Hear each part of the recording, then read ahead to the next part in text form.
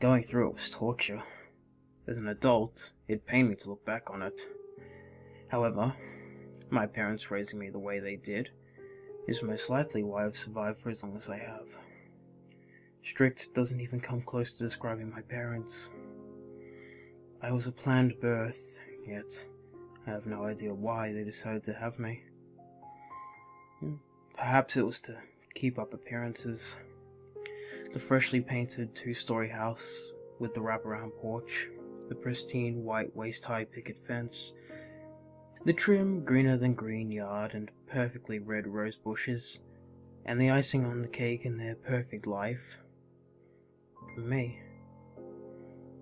The clean-cut, straight-A, perfectly obedient child. The kid they didn't want, but had to have. If there was a potion to turn children into adults, I'm sure it would have been slipped into my bottle the day I was born, before even leaving the hospital. Strict might not be the right word. It was beyond that. I was never allowed to be a kid. We didn't even celebrate holidays. I knew the date of my birth, but I never had any typical birthday celebration. I didn't learn it was a day to celebrate until I was at school. Easter was passed over without a second thought. I spent Halloween watching other kids have fun from my bedroom window. Christmas, my parents threw a party for their business associates. They hired a designer to put up decorations the day before the party and took them down the day after. During the party, I was to be dressed in a suit and tie and placed against a wall. I stood up, straight, one hand placed neatly over the other. The adults rarely noticed I was there, and when they did, I was simply given the odd look and then forgotten. After the party guests left, I was handed my gifts of educational books that had been placed under the tree. They must keep up appearances, you know. Then left alone to read or study silently. I never had any toys growing up, not that I remember anyways. Not unless you count flashcards, a dictionary, thesaurus, complete encyclopedia set, and a complete encyclopedia set as a toy. I was allowed to go to the library as often as I wanted though, and that was my saving grace. I had to be silent at all times unless spoken to, but if a nod would suffice, that was all I was allowed to do. I spent my time drowning my pain in book after book. I was top of my class from preschool up. I had nothing better to do than read, study, and complete my homework anyways. My parents told me if I didn't ace everything, they would revoke my library privileges. Sad to think, my biggest punishment was taking away my books. I never gave them a cause to punish me though. I wasn't allowed to visit friends after school, nor were they allowed to come to my house. With that and everything else, my clean-cut appearance, refusal to get dirty, speaking like an adult at a very young age, I was quickly tagged as an odd kid, an outsider. So before I even reached middle school, the others my age avoided me like the plague. I guess you could almost call me a mute. I responded to my teachers if they called on me, which was rare, but nothing more. I was lucky enough not to be bullied. I'm not sure how I avoided that. There is really nothing else to tell about myself growing up and my childhood. I was born, forced to sit still, be silent, and behave myself. That's how it was from birth until I moved out the day after graduation. The amazing human statue. I guess there was one other thing that filled my childhood, my life really, and that was Molly. Molly was my neighbour. I was fascinated by her for longer than I could remember. I would gaze at her as often as I could without being noticed, watching her play in the backyard with her dog, building cities in her sandbox, twirling on a tire swing, laughing on the playground with the other children, playing ring around the rosy red rover or tag. Her favourite food as a child was a peanut butter, banana and jelly sandwich. White bread, with crust still on, creamy peanut butter, strawberry jelly, and loaded with banana slices. As she got older, it remained her favourite. And she remained mine. Several times in high school, I wanted to ask her out but never got the courage or the chance. As soon as I was old enough to date, Dave never let her side. They were truly inseparable. The day after graduation, they were married. My heart ached for her, but was soothed with the knowledge that Molly was truly living her dream life. When I was a teen, I got a job as a page at the library. It was an obvious choice since I spent most of my life within its walls. I got to spend my days surrounded by books I loved and wasn't expected to talk. A simple nod more often than not sufficed. I never thought about quitting or changing positions. I made enough to live and loved everything about my job, so I continued to work there even after graduation. I rented a small apartment within the walking distance of the library and the grocery store. My apartment was plain but clean. I had a comfy hideaway bed that I only pulled down when I wanted to sleep, a large, cozy chair with a reading lamp and side table, perfect for losing myself in the book of the moment when I wasn't at work. Enough dishes to get me through the day. Always washed, dried, and put away as soon as I'd finished eating. A perfectly organized closet full of black dress pants and crisp white-collared shirts. However, my favorite room was the bathroom, where I allowed myself to go a little crazy and brighten up the place. The shower curtain was a bright ocean blue, with bright yellow, red, and green fish swimming around its pattern. I also had bright orange towels. It was easy to clean up after myself since I never made that much of a mess thanks to my upbringing. High school graduation changed my life. Aside from moving away from my parents, Molly had become a larger part in my life. Not by much, but more than she was in high school. She got a job at the library as well. It pained me to hear about her and her husband, listening to the life I wanted with her being lived by someone else. I heard every detail of her dream wedding that went off without a hitch, his amazing promotion, moving into their dream house, starting their family. In an odd sort of way, I suppose it made me happy to watch as her stomach grew with life. I missed Molly desperately during her maternity leave, but the baby pictures that followed filled my heart with joy. Pictures of her first steps, her covered in cake on her first birthday, icing smeared on her mouth and forehead. Molly's excitement when Scarlett spoke her first word, kitten. When Scarlett took her first steps, Molly had the camera ready and took picture after picture. When she laid them out, it was almost like watching her first steps happen right then and there. Several pictures were taken on Scarlett's first day of preschool.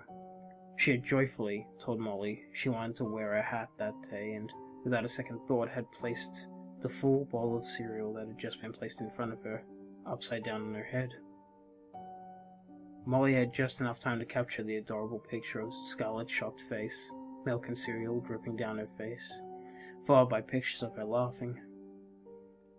Her hair still wet after a quick bath, standing on the bottom step of the porch in a beautiful yellow sundress and cow print backpack, ready to leave for school. Her waving just before she entered her first classroom, first day of kindergarten, already surrounded by friends. She was such a beautiful child, looked exactly like her mother. She had her mother's long, silky, straight, strawberry red hair, her vibrant, piercing blue eyes, soft, pure, cream-colored skin, a warm smile that could melt snowflakes. Hell, they could have been twins. Scarlett would often come into the library after school to play in the children's section until Molly got off work. From time to time, I would be able to find a reason to speak with Scarlett for a few moments. I would ask her how her day was, or about the book she was reading. She loved the books about kittens and ponies the most. She was so smart for her age, and kind. The perfect daughter. I loved watching Molly pick Scarlett up and hold her on her hip. The perfect picture of the family I knew I would never have, but was always longing for. They were so happy together, and I desperately wanted to be the one to bring out their sweet, sweet smiles. I loved both of them so much. On my way to the grocery store, I would walk by Scarlett's school. I timed my walk so I would pass by during recess. I wouldn't stare, but I would keep an eye on Scarlet. She loved to play, loved to laugh.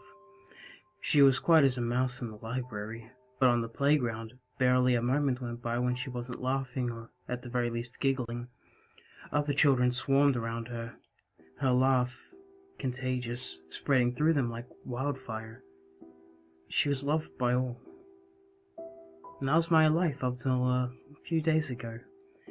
Parent who planned the child they didn't want.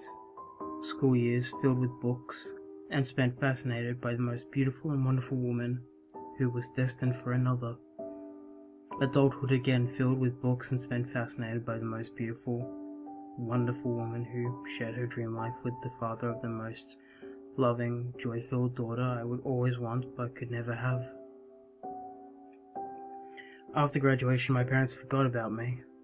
They made no effort to contact me, and the few times I tried to see them, I was quickly brushed aside and ignored. So I went to work, basked in the sunlight of Molly's presence, warmed myself with the stories of her peaceful life, soothed my mind, collecting moments here and there with Scarlet, filled my heart with the joy of Scarlet's laughter, and walked to the grocery store every Monday and Thursday, and dived into any and all books I could get my hands on to fill the time in between. Most wouldn't have seen it as much of a life, but I was content. At first, the beginning of the end seemed like any other day. The sun was bright and warm, but not overpowering. Leaves, still green, danced in the warm breeze. I was ashamed to admit that I didn't notice the lack of bird singing at the time. I woke up at my normal time, made and hid my bed, ate my cereal, washed the dishes, dried them, put them in their proper places. Next I showered, shaved, gave my apartment a quick wipe down, and relaxed with my book, just like every other normal morning on one of my days off. When my watch started to beep, I finished the chapter I was on. I only had 2 paragraphs left, so why not, and locked the door behind me as I started off to the grocery store. The first block of my walk, I was lost in the daydream of Molly, her and I picnicking in the park. Cliché, I know, but it's what I wanted. To see the sunlight shining on her soft strawberry hair, sitting on the robin egg blue basket, a half-eaten sandwich made by me in her right hand as she laughed, her head tilted back, a tear of joy sparkling in her eyes, her left hand lightly touching her throat. She was beautiful, even in my dreams. I slowly started to pay more attention to my surroundings when the dogs that normally announced my presence to their owners were nowhere to be seen. After the second block, I noticed the toughest dog I would pass by cowering under its owner's truck. It shocked me so much I stopped and stared. For years this dog never missed an opportunity to rush to the fence, growl, bark, and dig at the fence until I was over a block away. I was thankful that the owners were smart enough to have a fence too tall for the beast to jump. Today, though, he was whimpering softly, shaking violently, and I swear I could see his eyes were wet with tears. Slowly I continued on my way. It was then I noticed that there were no birds chirping, no cats bathing in the sun. A few dogs were huddled at the end of chains, all of them behaving the same way the dog under the truck.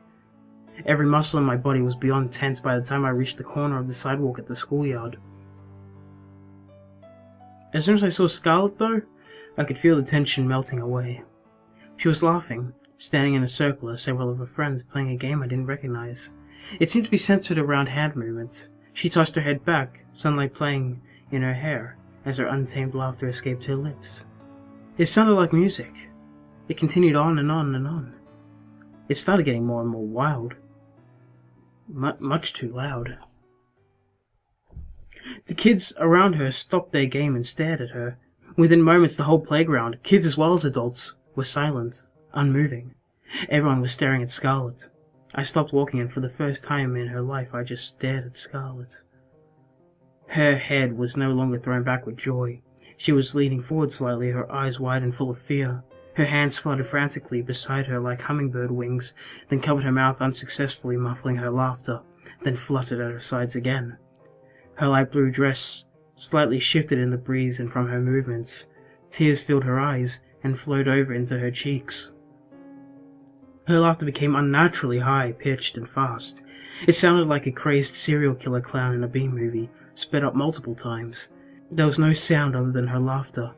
I must have lost it because even though her laughter sounded sped up, all movements seemed to slow to a crawl. Scarlet's small fingers slowly glided through the air, her hair almost still in the air.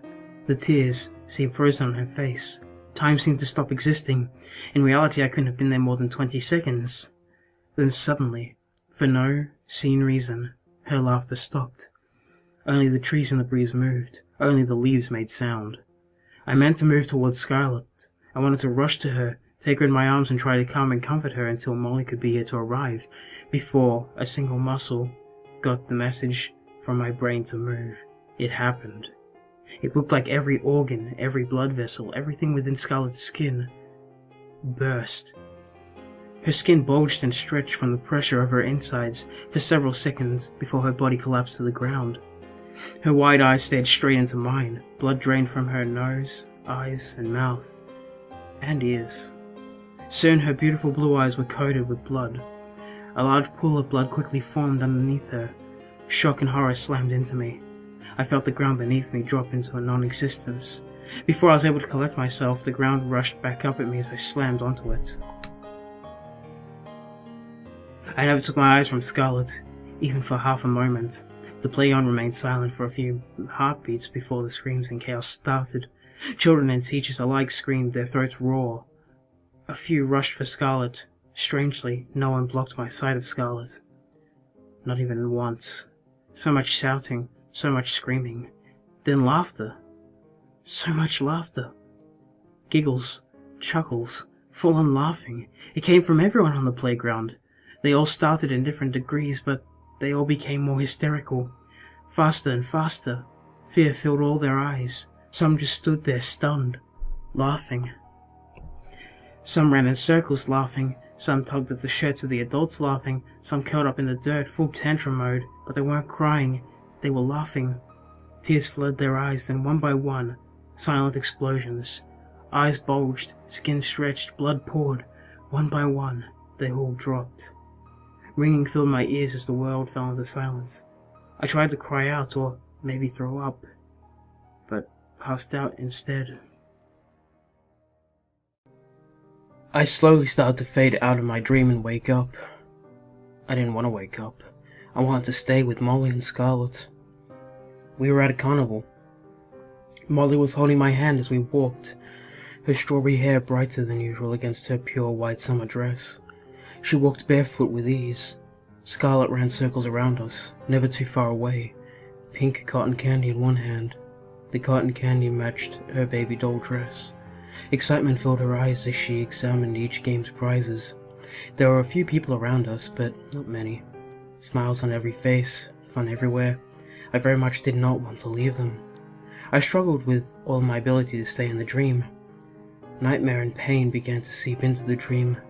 Scarlet's laughing, with her eyes full of fear, her body on the ground. Blood, so much blood. A playground full of corpses. The stranger at the carnival began to laugh, their face full of malice. Soon, I struggled to wake up, fought to escape. I felt the bed under me, felt the tears running from my eyes, but it still took time before I could blink the images away. I stared at the grey ceiling for a while. Grief flooded my mind.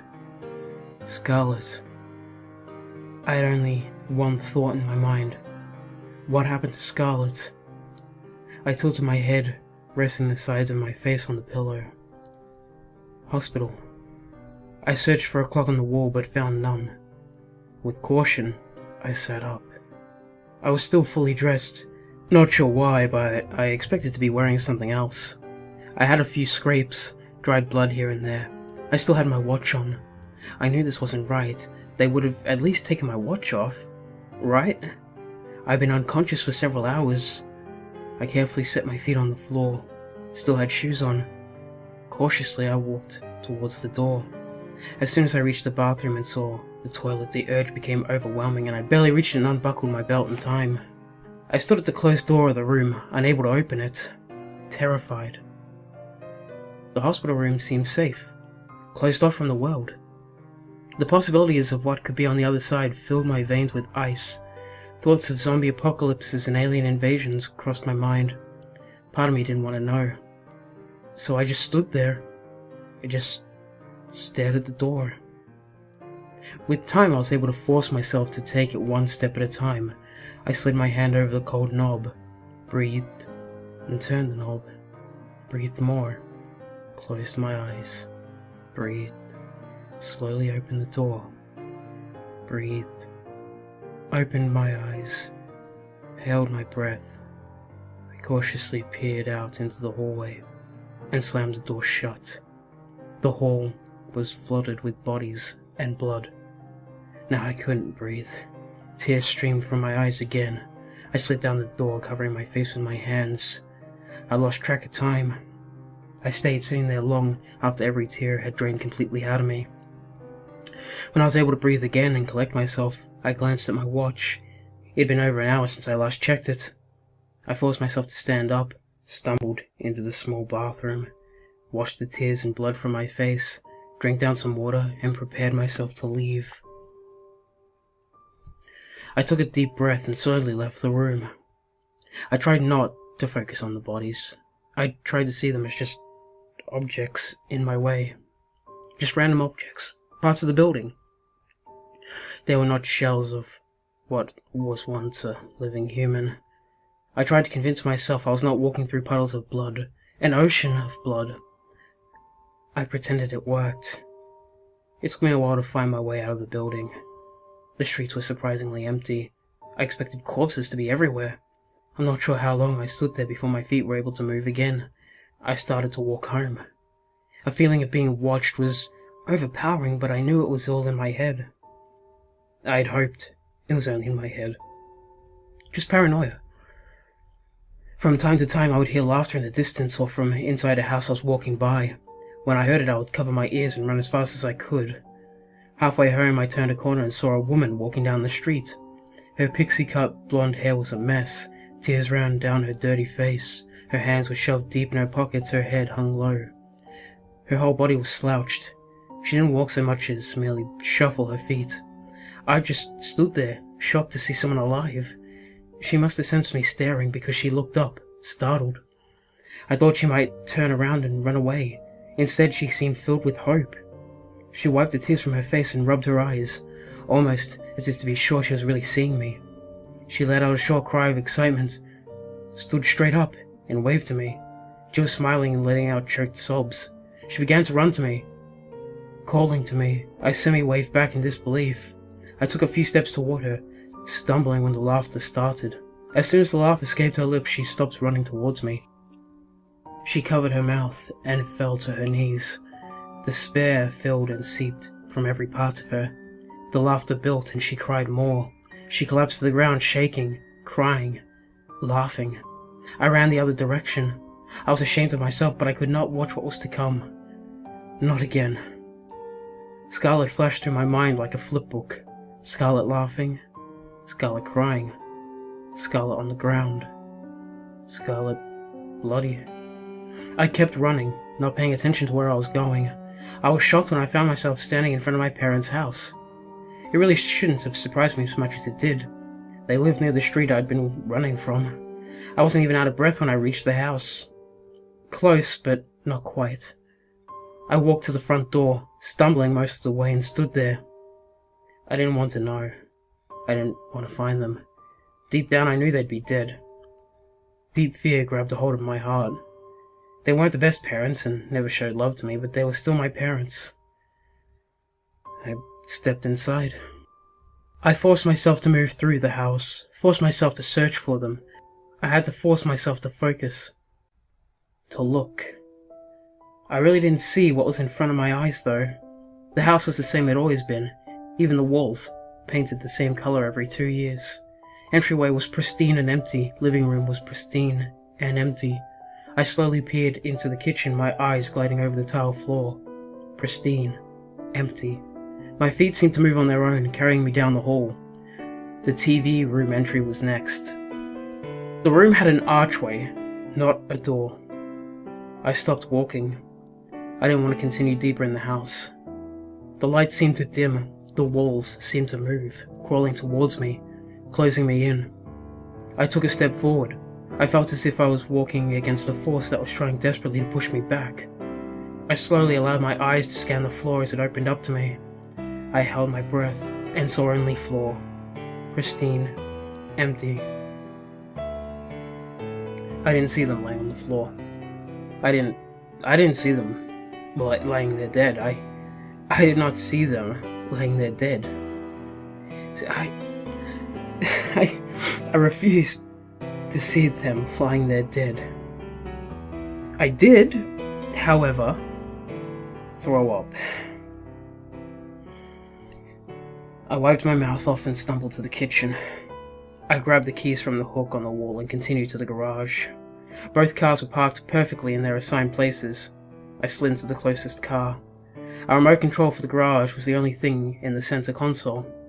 I clicked the button to raise the garage door, pulled the car out, lowered the door, and stared at it.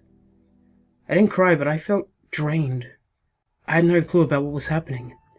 If it was happening to just my town, the country, or in the whole world. I closed my eyes, breathed, heard nearby laughter, and drove away. I kept asking myself, was it the town or was it the whole world? I slowly drove through the deserted streets, only a few bodies scattered here and there. I pulled up to the library and scanned the parking lot. Molly wasn't there. I didn't know where she lived, so I continued to my apartment. Thinking about it for a moment, I parked on the street in front of the building. I doubt anyone would make a fuss about it. I entered my apartment expecting to feel some kind of comfort, but I only felt isolated. I sank into my chair to think. I might have dozed off for a while before I stood, stretched, and left my apartment, not bothering to lock the door behind me. I made my way down the hall, into the hall of the next floor, trying doorknobs as I went, until I finally found an unlocked one. I didn't bother knocking. A body laid in the kitchen, phone dropped on the floor nearby. I turned on the TV and began flipping through the channels. The news station showed nothing, either empty sets, static, black screens, or just other random things of the sort. All pre-recorded programming continued. It made sense, but somehow scared me, filled me with dread. Out of nowhere, an idea flooded my mind. I quickly returned to my mum's car and sped off. I parked in front of the library entrance, braced myself to wade through the blood and bodies, and walked inside. However, it was mostly empty. A few patrons and co-workers laid in bloody pools. I headed for my boss's office, and with ease found the personnel file and paperwork that contained Molly's home address. I took the whole paper. I knew the area she lived in and had no problem finding her house. I don't remember driving there. I went from walking out of the library to sitting in my mum's car at Molly's empty driveway. Her house was beautiful. Waist-high, pale yellow fence surrounded her yard. Her grass was dark, green and lush. Multicolored rose bushes dotted the yard along the fence. Scarlet had a swing set and slide. I stared at the swings swaying in the breeze. I pictured Scarlet on them, even though she would never do so again. With numb legs, I managed to make my way to Molly's front door. It was pale blue with a white trim, like the rest of the two-story house. I knocked on the door, pounded on it with no answer. It was unlocked. I didn't bother to call out. There were no cars in the driveway, no answer on the door. Logically, the house would be empty. I searched each room. It was lived in, but clean. Warm, welcoming, homey. Soft purple walls, almost like an Easter egg, brought life to the living room. The furniture looked comfortable. Books filled rows after rows of shelves. A wooden box shaped like a treasure chest overflowed with toys. I broke down in Scarlet's room. Her room was a fairy tale. The walls were painted with rolling forested hills, a large castle that reached up to the ceiling, friendly adorable dragons, knights with their horses, a wizard and a crystal-topped staff. Birds, dragons, and clouds filled the sky. Her bed was fit for a princess, with a pink canopy, pink curtains pulled back to the headboard, fluffy white pillows, and soft patchwork quilt. The quilt was handmade, each patch different. Animals, shapes, flowers, trees, and much, much more filled every love-filled square. I fell to my knees on the soft, pale green carpet and cried while time faded away. Molly's room was elegant. Only she could have designed it. The walls were a soft blue-grey, almost a marble texture to them. Her bookshelves, dresser, bed and bedside tables were made from a rich dark redwood. Her blankets were dark blue-grey. Pictures of beautiful landscapes filled the walls. Forest, with deer drinking from a lake, bunnies in a field of tall grass, dark blue ocean reflecting a star-filled sky. I knew which side of the bed was hers instantly. A paperback book, peppermint lotion, and a stuffed animal given to her by the staff of the library when she announced her pregnancy lay on the bedside table. The kitchen was taken straight from a Country Home magazine. Chestnut brown cabinets and cupboards matched the wooden table. The tan countertops matched the marble floor. A black cat clock ticked away on the wall. Its eyes and tail glided smoothly back and forth. A flower vase near the stove was filled with wooden spoons, spatulas, and cooking spoons. Cow-shaped containers sat side by side on the counter. A Cookie Monster cookie jar sat in the middle of the table. Next to it was a half-eaten plate of lasagna and a glass of milk. Someone had been here and left in a hurry. Too much of a hurry to remember to lock the door. Everything suddenly became too much for me to handle. I ran back into Molly's room, threw myself on her side of the bed, crawled under her blanket sobbing silently, curled up with her pillow, and fell asleep. I faded in and out of sleep throughout the night and the following day. I knew I dreamed, but I don't remember what they were about when I woke up.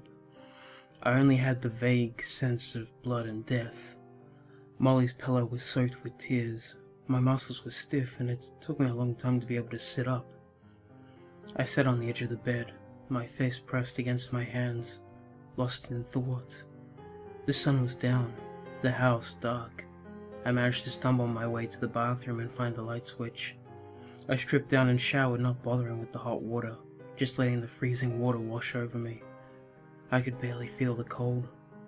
I pulled my clothes back on and stumbled to the kitchen. In the fridge I quickly glanced over at the things obviously meant for a child, for Scarlet, and pulled out some leftover lasagna. I quickly found a plate and placed a piece of Molly's from scratch cooking in the microwave.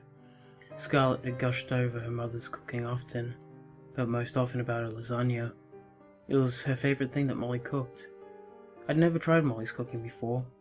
Part of me was heartbroken it would be leftover and not fresh. Part of me wanted to break down with the knowledge I was only trying her cooking because of the death of the world. I blanked out and stared at the microwave for a while. Slowly coming out of my daze, they pushed the button, setting it for 5 minutes.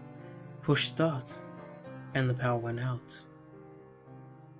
I just stood there, stunned. For several minutes I thought I had to be the one to cause the power outage. When the shock wore off, I realized that no one was alive to run the power plants, and it would only be a matter of time before water and power would turn off. And it turned out now was the time. Maybe it would come back on, but I doubted it. I was almost overcome with depression that it couldn't have lasted just a few more moments. I should have eaten first. The shower had not been that important. Just a few more minutes. Enough to even take the chill off. I almost broke down staring at the lifeless microwave. But somehow, I managed to keep it together. I fumbled in the fridge for the sandwich meat I'd seen, and with effort managed to get some of the food down. I didn't taste it though. When I finished and drank some of the milk, I placed most of the food in the freezer to help it keep a little longer. I stumbled my way to the laundry room, checking the shelves above the washer and dryer, and with luck found a working flashlight. Molly kept her flashlight right where her parents had kept theirs. That thought made me feel weird. I can't explain it, but it made me both happy and depressed. I tried to brush the feeling off, to ignore it. I turned the light on and headed upstairs to the bedrooms. I scanned Scarlet's bed for the stuffed animal that seemed to have the most use, the one she played with the most. A small white kitten lay in the center of her pillow, worn, but not tattered or torn. I carefully picked it up and cradled it in my arms. I rushed to Molly's room before the thoughts could find me and grabbed the book from a bedside table, the one she had been reading before all of this. The air in the house became thick, unbreathable. I rushed outside, away from the pain. I ran as fast as I could, collapsed into my mum's car and slammed the door behind me. I tried to breathe. I could feel the pressure of the house closing in around the car. Molly, Scarlet, I would never see their sweet smiles again. I turned the key and sped away from the ghosts that once had been, and what would never be. I drove towards the store. I would need to stock up on food, water, and other supplies. I parked as close to the door as I could. I took a moment to mentally thank my mum for buying a full, wide-trunked car. I fought the urge to lock the car. I had a bad feeling and wanted to leave the place as soon as I could. The doors to the store were broken, glass everywhere, a few bodies laid at the doors, crowbars and bats nearby. Carefully I made my way through the broken glass, turned on the flashlight and started to make my way around the store. I'm not sure how long it took me to fill up the car with as much non-perishable food and bottles of water I could. I filled an ice chest with ice and tossed in sandwich meat, pre-cooked ham and other things of the sort. I also grabbed some other essentials like blankets, toilet paper, medication, soap, more flashlights, batteries, matches, battery-powered radios, some CDs that I wanted because why the hell not, other odds and ends. As I started to make my way to the car for the last time, I saw movement to my left. A young boy, maybe 10 or 11. He saw me, turned, and ran. I thought about following him for a moment, but decided it would be best to just continue on my way. I thought about grabbing a gun, but didn't know how to use it, so dismissed that thought. When my mum's car was fully loaded with everything I could think of, I slumped in the driver's side seat, placed the kitten and Molly's book along with a few essentials into my new hiker's backpack and pulled away. I spent the next few days locked up in my apartment. I mostly slept, but for the hours I was awake I read Molly's book or got lost in my own thoughts. I quickly gave up on looking for a news report on the radio, and just played my new CDs with the sound on low. I ignored the world outside my apartment walls, and it seemed to ignore me as well. After the third day locked up in my apartment, I decided it was time I got out. Going outside during the day seemed too overwhelming. The sun was too bright, the blood on the sidewalks too nauseating, and I couldn't shake the feeling of being watched by malicious eyes. So I waited for night to fall. I filled my backpack and made my way back to my mum's still-loaded car. I wanted to check out the rest of town. When I reached the downtown area, I parked, grabbed my backpack, and looked up, beginning my exploration. Broken windows, broken streetlights, graffiti, other vandalism was everywhere. Not as much as I expected, though. It seems there had been rioting, but it ended quickly, and the bodies, or at least most of them, had been carried away. Blood stained the sidewalk. I just kept walking. After several blocks, I encountered the X's for the first time. I saw lights bouncing in the distance. People with flashlights running. For some reason, I was filled with dread. Without a second thought, I turned my light off and pressed against the wall of the building next to me. There was a small cove in the architecture every several feet. In the daylight, I would have been spotted from blocks away, but at night there was a chance I couldn't be seen. They were a short distance from me when I saw them clearly enough to tell what was happening. 6 guys in their late teens or early 20s were chasing a terrified mid-teens girl. When the guys caught up to the girl, they grabbed her hair and yanked her back to them. It surprised me to hear no sound from her. No screams, no pleas for mercy, nothing. She fought back, but didn't make a sound. The sound of ripping fabric filled the streets. Her struggling became more frantic. I wanted to move, wanted to help, but there was nothing I could do. They had knives, guns, and other weapons dangling from their belts in their hands. They pinned her to the asphalt, and she finally started to scream. Blood-curdling screams. Within seconds, however, her screams morphed into laughter. It was then the boys backed off her. They settled their lights on her. Gruesome smirks smeared across their faces. The girl writhed on the pavement in agony. She screamed her laughter. I closed my eyes and covered my ears the best I could and waited for the horror to end. When it finally ceased, I heard the boys giving each other high fives and patting each other on the back. I noticed, though, that they didn't verbally congratulate each other. They did something to her body before clicking off their flashlights and continued along their way silently. As they passed by me, the moonlight revealed their faces. They were basking in the afterglow of their kill. Long after they were gone, I moved slowly to the girl. I allowed only moonlight to reveal her. A few scraps of clothes were still on her, but most had been ripped off. They had positioned her body into an X, her arms spread above her, her legs below her. I closed her eyes before continuing on my way. All through the town it was the same story, bodies scattered here and there. Some lay where they fell, the laughter took them over, and some positioned into an X. Some windows broken, some not. Some stores almost cleared out, some not even touched. For the rest of the night I saw no other humans, no lights. From time to time I saw stray animals. A few cautiously came to me. I fed them some meat that I had. There was more than enough to last, and I couldn't keep it for very long anyways. It was then it dawned on me that I hadn't seen any corpses of animals, only humans. True, the animals were all very skittish. Even the ones that did come up to me were full of fear, but they were not dead. Only humans were being erased from the world, or only we were meant to die. At daybreak I came across the X's again. It was a different set of people, but they had the same mission. I saw the young boy first, maybe 5 or 6. He sat on a swing in the park, not moving. He was filthy, arm wrapped around his stomach, and obviously hungry. I prepared to make my way to him, offer him some food, but that's when they came. They were running at top speed towards the boy. I was able to hide behind a large tree before they saw me. Not that they would have noticed me anyway. They were focused purely on the boy. They had X's all over their bodies. The only girl wore earrings with X's on them. Some had X's on necklaces, X's painted on their faces, or printed on their shirts. One guy had small cuts in his shirt that showed enough skin on his chest and stomach to make an X. They were covered with weapons as well. Guns, knives, chains, brass knuckles, and several other things. They looked mean and dangerous. They ran up to the boy, not making a sound other than their shoes hitting the ground and their chains jingling. The boy stumbled to his feet, trying to run but was unable to. When they caught him, they began to beat him with bats, crowbars, a rake, and other things. After only a few seconds of beatings, the boy screamed in pain.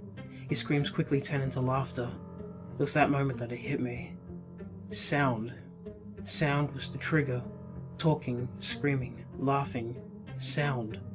Scarlet laughing, the other children and adults on the playground screaming. The girl on the street was calling out to me. Sound. I didn't realize then just how bad it was, though. When the boy died, they gutted him, using his blood to paint the nearby wall with an X. The girl and one of the guys spread his body into an X. One of the guys stared at the boy's mutilated body, stared at the blood and gore. His hand moved down between his legs and he started rubbing.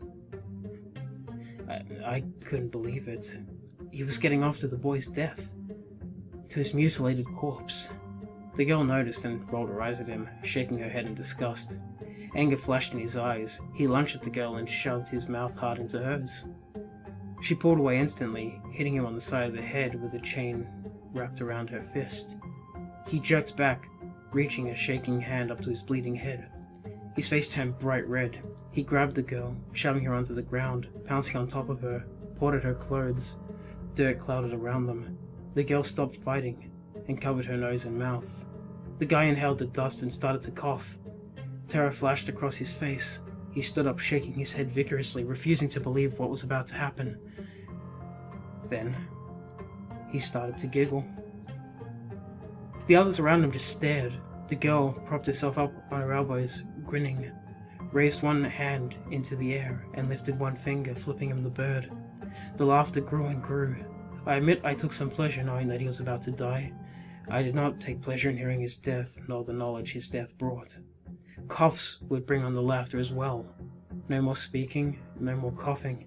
I realized sneezing was more than likely out too. Unless the thing went away as fast as it arrived or an antidote was found, we would all be dead soon, and there would be no escape for anyone. The laughter stopped. The monster fell to the ground. Blood pooled around him. The others shook their heads and walked away. I sank to the ground, leaning against a tree while I thought.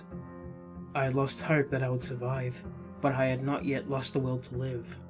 When the sun was bright in the sky, I returned to the store. I loaded up on guns and bullets, quickly teaching myself to shoot. I slid several hunting knives onto my belt and grabbed pepper spray and other things I could use to protect myself. If I came across the Exodus again, I would be prepared to protect myself and any others I came across. There were others out there, and maybe someone would have some answers for me. I just had to find them.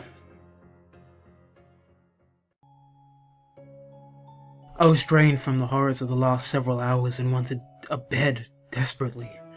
The thought of returning to Molly's house tore my heart and took the air from my lungs. The thought of my apartment made me instantly feel paranoid and isolated. The thought of entering a random house made me think of creatures in the shadows and blood. After putting thought into it, I settled on a cozy, classic country cabins.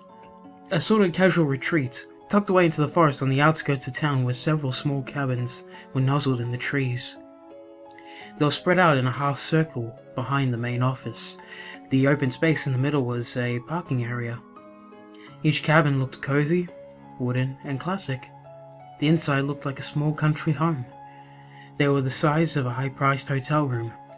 Not too small, too large, room to breathe, but still cozy. People in town used the cabins just as much as travelers. They were perfect for weekend getaways. Most important to me though, they still used metal keys. I pulled off to the side of the road for a short distance from the cabins and made my way through the trees. I wanted to make sure it was unoccupied. I listened for any noises and heard nothing. I made my way around, peering into windows, searching the grounds for signs of disturbance. Empty. The main office was unlocked, and I easily found a set of keys. After retrieving my mum's car, I parked it behind my cabin for the night, got into bed with only a quick look around to make sure the cabin was empty, and fell asleep, holding Molly's book and Scarlet's kitten. I spent time drifting in and out of sleep. I barely got enough rest to continue the day. I gave myself a bottle of water to bathe, which I admit did help me wake up a little and made me feel a lot better, and slid on clean clothes I had grabbed from the store, which helped even more. I gathered everything up and sat in my mum's car. I thought about leaving town, going to the city, seeing if I could find someone who might know what happened to everyone. I realized I'd have no idea where to go. I grabbed my backpack, bottle of water, and a box of cereal and returned to the cabin and read Molly's book until the sun went down. I thought it might be safer to be in town when I could hide under the cover of darkness. When the sun was down and complete darkness filled the world beyond the cabin window, I loaded everything up and drove into town. It had changed. There were no bodies on the streets. The glass had been removed from the sidewalks. Broken windows had the glass removed and boarded up. Some stores were completely cleaned out. Vehicles were cleaned from the streets and nowhere to be seen. I parked in a large alleyway. It was eerie to park on an empty street. Very slowly, very carefully, I wandered the streets. The stores that had anything useful for survival had been cleared out. This was the work of several organized people. This should have comforted me, but instead it terrified me. I ended up in a park, different from the one the boy had died in. I found a tree to sit and rest against, completely hidden by large tree roots and darkness. I got lost in my thoughts of good times with Molly and Scarlet. A shadow of a smile crossed my lips, and for a while I was almost happy. I was pulled from my memories by the sounds of running footsteps. I stood and waited. The lights came into view down the street. Someone was being chased by a small group. I pulled out a handgun, not confident in my shooting, but figured if I waited for the person to pass and just started to fire into the group, the person being chased would be safe. Even if I didn't kill the chasers, I might injure them or at least get them to run the other way. The person being chased had almost reached the park when I saw the phantoms in the darkness. A person ran into the trees, slid behind one of the larger ones and stopped. She wasn't breathing hard, so she couldn't have been running for long. When the chasers got close to the trees, I heard what sounded like guns with silencers. One of the people in the group dropped. It was over in seconds. The bodies were silently tossed into the back of a nearby truck. The girl was given a bottle of what I could only assume to be water. Another girl was hugged by several others before she wandered away from the trees, slowly drifting down the street. Bait. I realized she was bait. The others faded back into the darkness. I was unsure of what to do. There might be good people getting rid of exes, or they could have been exes of a different kind. I sat back down and watched. After a while, running footsteps began echoing down the streets again. It happened the same as before. The runner dashed into the trees. The exes followed. When they were close, I heard silenced guns. The exes all dropped, their bodies disposed of. Part of me wanted to get their attention, let them know I wanted peace and be welcomed into their group. I wanted to be told what was going on in the world.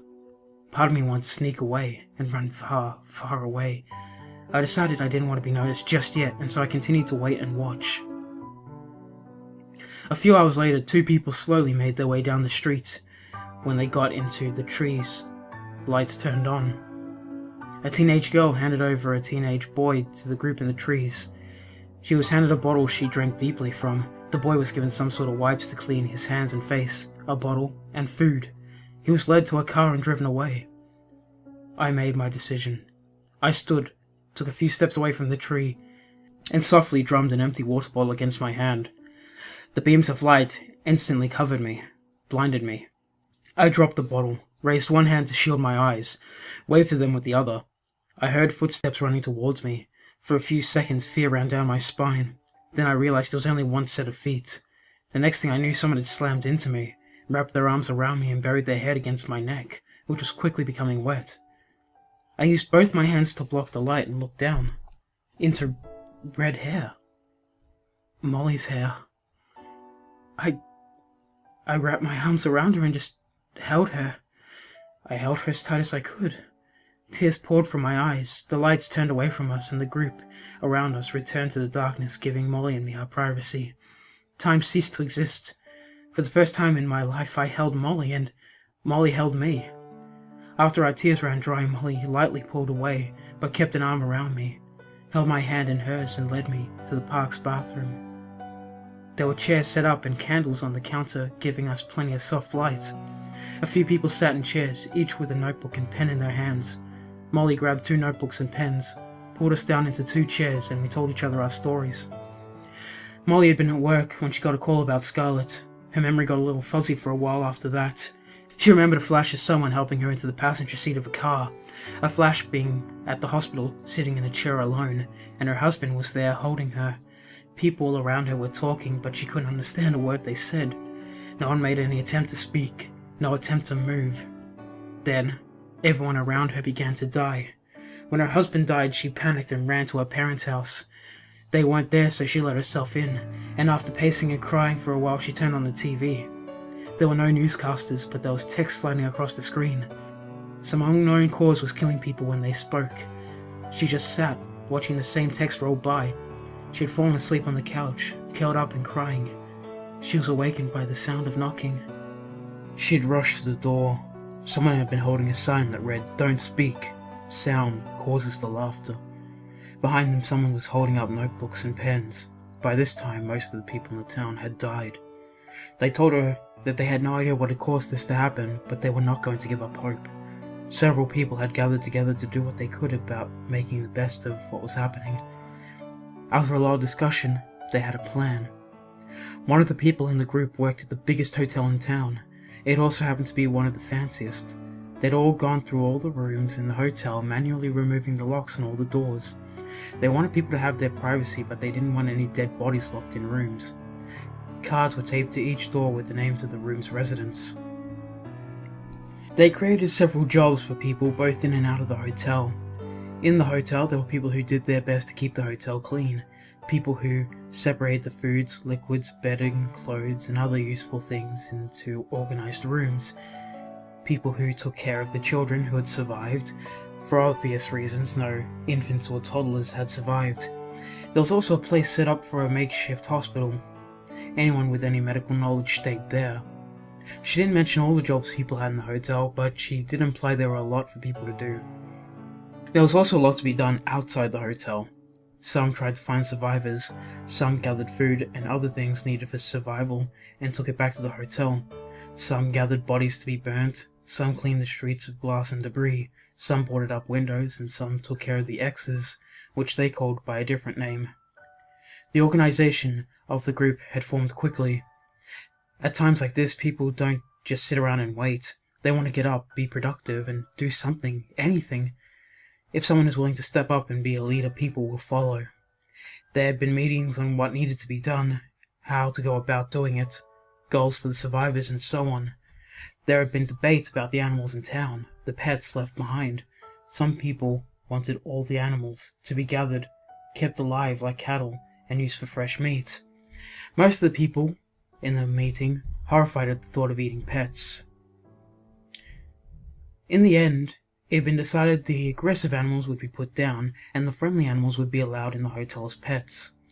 Molly had instantly joined the group to eliminate the X's. The best shooters and runners in the group worked together to bait and kill the monsters. It turned out Molly was an excellent runner. She'd been our school's best track star in decades. She'd kept it up after high school to stay in shape, not only jogging but sprint running. She'd constantly been trying to beat her own records. She always loved running and found it fun and relaxing. She never thought it would save her life and the lives of others. She admitted it terrified her every time she went out. She knew she was taking a risk, knew she might not make it back. For her it was worth it, a truly worthy cause. She couldn't understand how people could murder for pleasure, especially after what had just happened to the world. When I told Molly my story, I was vague about where I'd gone. I was not sure how she'd feel about the time I'd spent in her house. I told her I'd looked for her, but moved on quickly.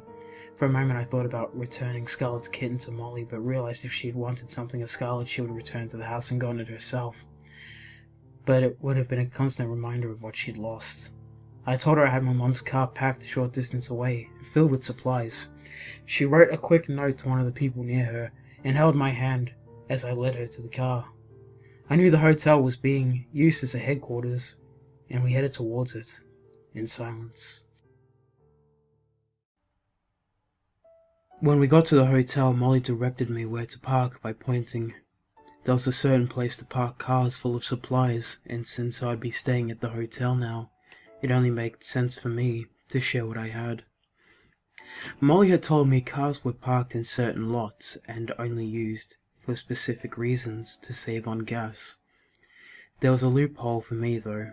Since this was my mother's car, it could be marked as mine to be used when and how I wanted until it ran out of gas. I almost took her up on the offer, but in the end, I declined. Before we left the car, I removed most everything from my backpack. I only kept Molly's book, Scarlet's kitten, and Molly's flashlight. I slung the backpack over my shoulder and followed Molly inside. She led me straight to her room and added my name to the card on the door, and without an awkward moment, we curled up on her bed, just holding each other. She laid her head against my chest, her hands lightly pressed against my chest and shoulder, almost like she was unsure I really existed. I had my right arm under her head as a makeshift pillow. My hand ran lightly over the back of her head, my fingers playing with her soft hair. I held my left hand, pressed lightly against her lower back. Our bodies weren't pressed against each other, but our toes were. And for me, even that was amazing. I was breathless. I couldn't believe she was really here. She was really alive. Molly was laying in my arms, asleep. When we woke up, we held each other a little while longer. I'm not sure which one of us woke up first, but we were both careful not to wake each other up. After a while, we were forced to get out of bed by nature calling. She took me to what they were using as the restrooms, used clean wipes for a bath, and went to the kitchen for bottles of water and a surprisingly decent meal of eggs, bacon, and hash browns. They'd used generators to keep the fridge and freezer going, and the hotel had an amazing outdoor cooking pit. The cooking pit was decently new. The hotel had several large rooms rented out for events, conventions, reunions, wedding receptions, graduation celebrations, and things of that sort. The owner had realized that they built large rooms to hold events, that people would also need overnight rooms, for that they would be willing to pay higher prices for the convenience. On top of that, they had a restaurant in the hotel. People would eat there, even if it was also slightly higher priced, again, for the convenience. The perfect trifecta. Since they had a kitchen, they could cater the events in the hotel with ease. Having everything you could want all in one place made the hotel an instant success. And even though it was expensive, if you used the fullest of its ability, it was a lot cheaper than paying for the things separately. I enjoyed my meal knowing that I wouldn't be able to eat this kind of food for much longer. Eggs wouldn't be a problem. There were a decent amount of chicken coops in town. I didn't know if there were any pigs in the area, but if there were, then they could be raised and we'd still have fresh bacon. There were a few farming communities nearby, so maybe we could have potatoes. even though I'm pretty sure potatoes weren't one of their regular crops, but you never know, I guess. Then I realized there was a chance we wouldn't be around long enough to raise pigs or grow potatoes. Guess there was still time for fresh eggs at least. After breakfast, Molly and I wandered around outside for a while, just enjoying being with each other. Eventually, though, Molly reluctantly led me to the information room. The room had one desk, one chair, a small stack of paper, and nothing else. I stared into Molly's stunning eyes, my eyes full of question. Molly stood on her toes, placed her hand on my shoulder for balance, and lightly kissed my forehead before softly guiding me to the chair. I sat down and pulled the stack of papers next to me and began to read. Unfortunately, I had most of my questions answered. Most of the information had been collected before the power had gone out.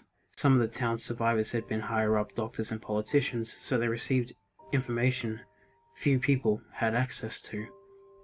Doctors had started to perform autopsies and every other test on the human body they could think of. Scientists started to test the air, water, soil, and every aspect of the earth we could think of. All results had come back completely normal. Maybe if they had more time, they could have come up with something, but those who could have made a difference were the first to go. When the deaths first started, the whole world was buzzing. Doctors and scientists from all over the world flooded emails, forums, and any other means of text communication. Unfortunately, they also communicated verbally. By the time everyone realized what brought on the laughter, most of the people in the world who could have made a difference were dead. The deadly laughter did not discriminate. Age, race, sex, health. It all meant nothing, as long as you were human. Plants were completely unaffected. Hours leading up to, and during the mass death, animals were terrified, but fine afterwards.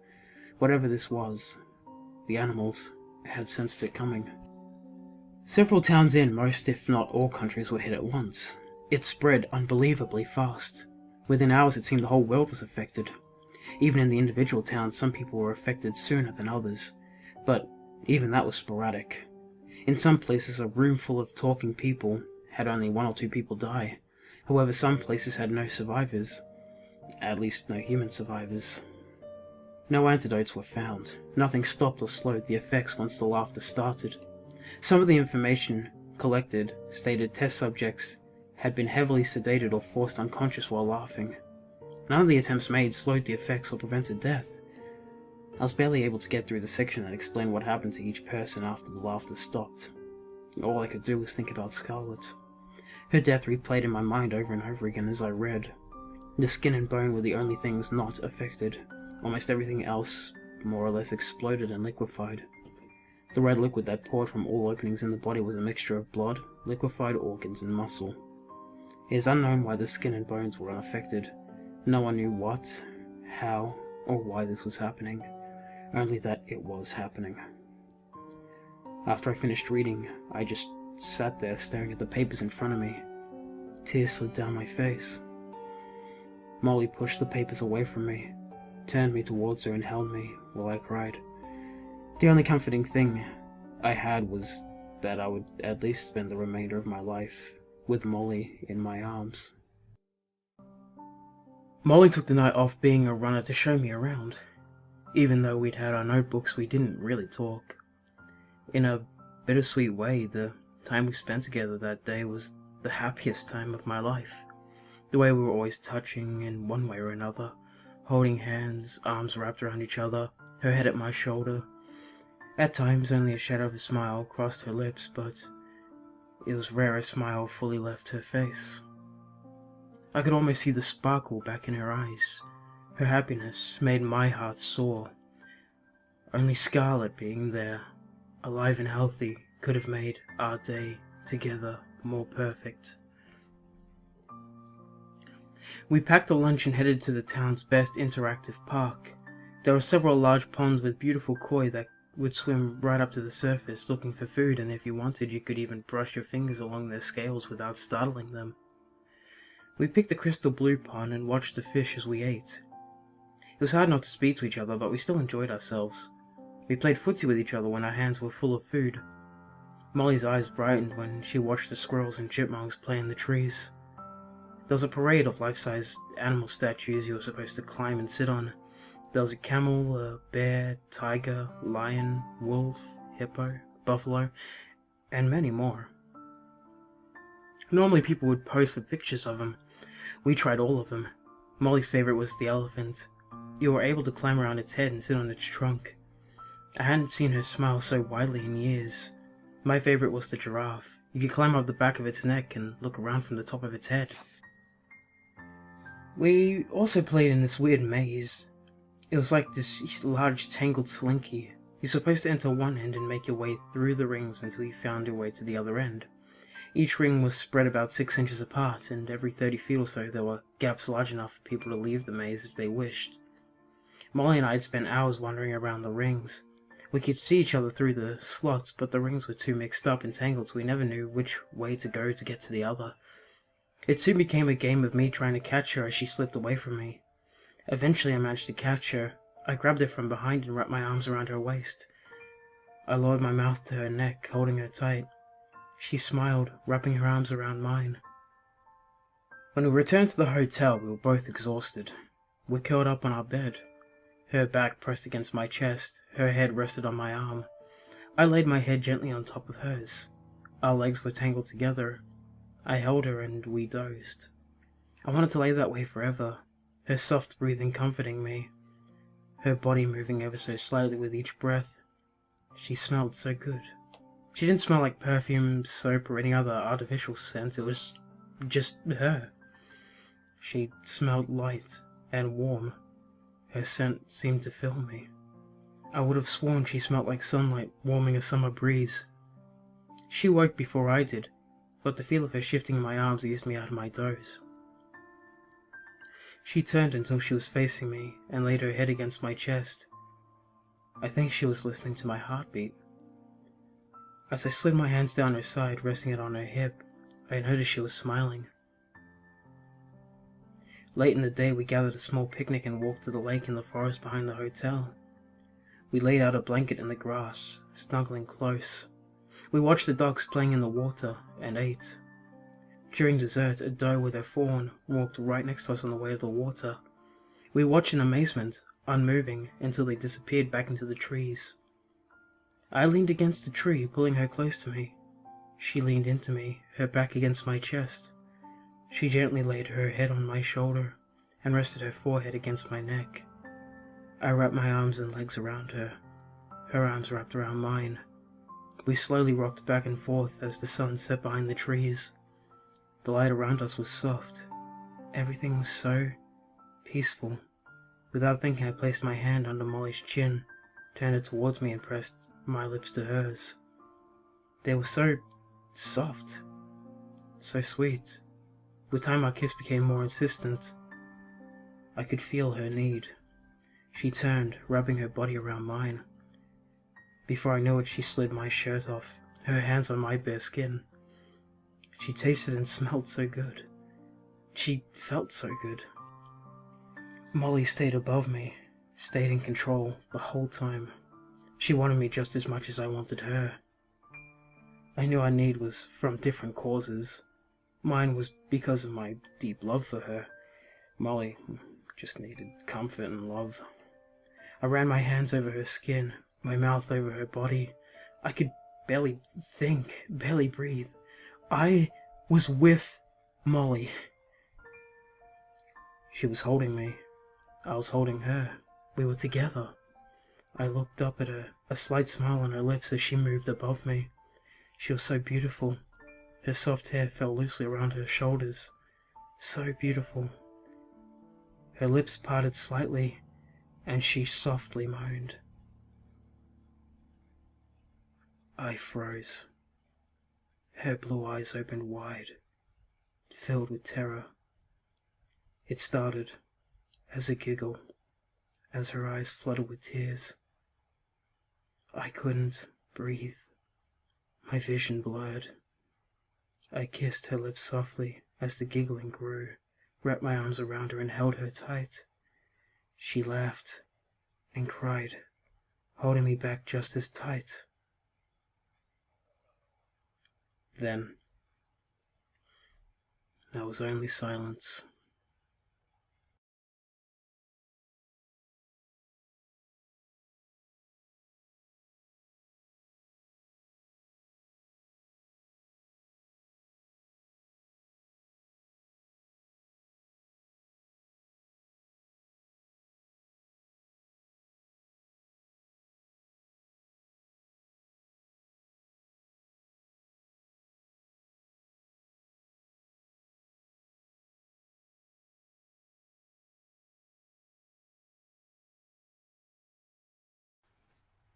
When her body grew cold, I reluctantly released her.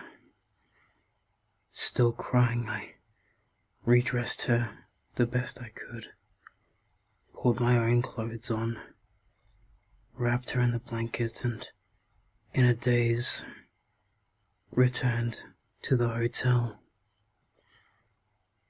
I let them take her body from me.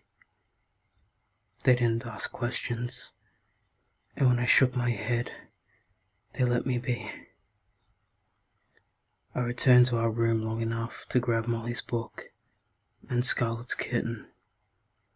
I clung to them as I returned to the forest, returned to the lake. Humans are an interesting species.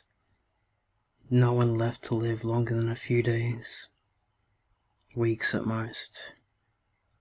Eventually there'll be a slip of the tongue, a sneeze, a cough. We all know it, even if we try to deny it, even to ourselves. When faced with death, there seems to be two types of people in the world. Those that hold on and those that let go. Those who hold on have something in them to keep them going. Something that gives them a reason to hold on to every moment that they can. Something that gives them hope. Perhaps it's hope that a loved one will appear. Hope they'll be able to make a difference before they die. Hope there'll still be moments that make those last few seconds worth living. Hope.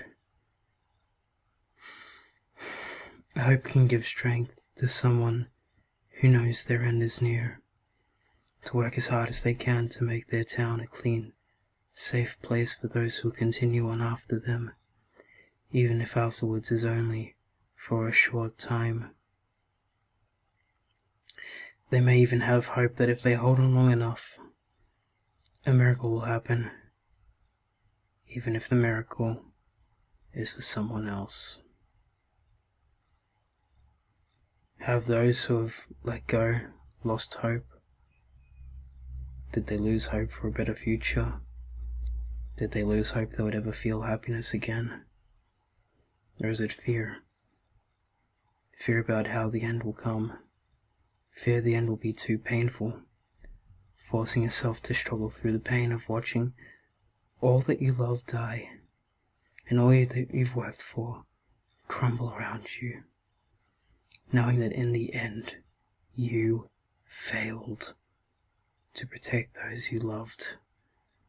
Or have they realized they have no control over their life anymore, so they decided to have control over their death?